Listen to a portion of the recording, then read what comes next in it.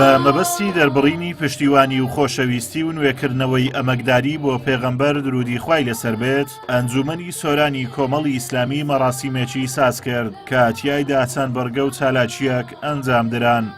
وەک ئەنجومەنی سۆرانی کۆمەڵی ئیسلامی کوردستان هەڵسان بە سازدانی کۆڕێکی ئیمانی بۆ دوو بانخوازی شارەکەمان بۆ پەیمان و بەڵێنامە دووبارەکردنەوە دووپاتکردنەوە لەسەر پابەندبوونمان بە ڕێسکە و ڕێباز و سنەتی پێغەمبەری ئیسلام عەلەیهی سەڵات وەسەلام.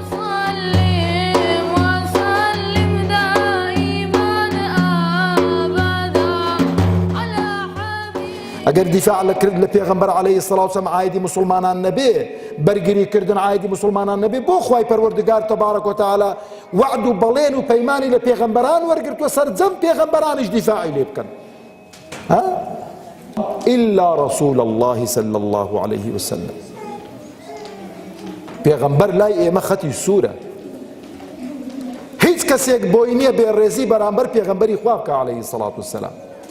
مەقامی پێغەمبەر عەلەیهی سەڵات وسەلام هەم لە دنیا هەم لە ئاخیرەتە بە گەورەی بوو، بە گەورەیش ماوەتەوە.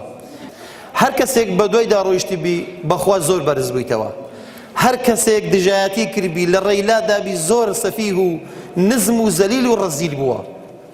لای خۆیانەوە هاوڵاتیان پابەندی خۆیان بە ڕێبازی پێغەمبەر درودی خوای لەسەر بێت دووپات دەکەنەوە و ڕاشی دەگەیەنن هیچ کەس و وڵاتێک بۆی نییە سوکایەتی بە پیرۆزیەکانی ئیسلام بکات. هاوکات ناڕەزایی خۆشیان بەرامبەر سەرۆکایەتی پەرلەمان و ئەو هەشت پەرلەمانتارە دەردەبڕن کە پێچەوانەی بیر و باوەڕی گەلەکەیان هەڵوێستیان وەرگرت و پشتیوانیان بۆ ئەوانە دەربڕی کە سنووری ئاینەکەیان بەزاند.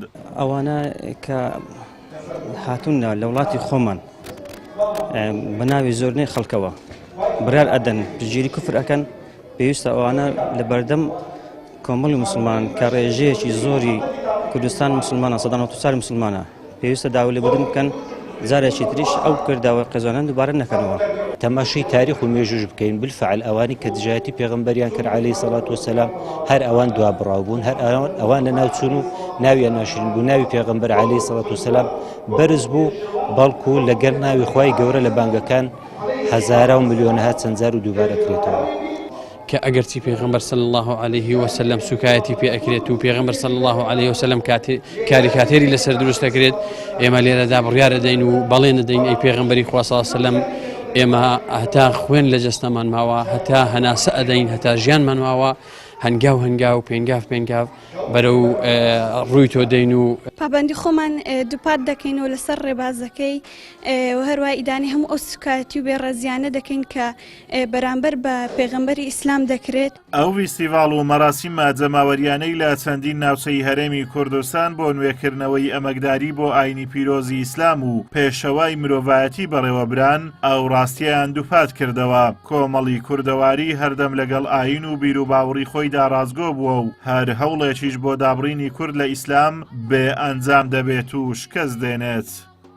ئازادۆمەراوەی کەناڵی ئاسمانی پەیام، قەزای سۆران.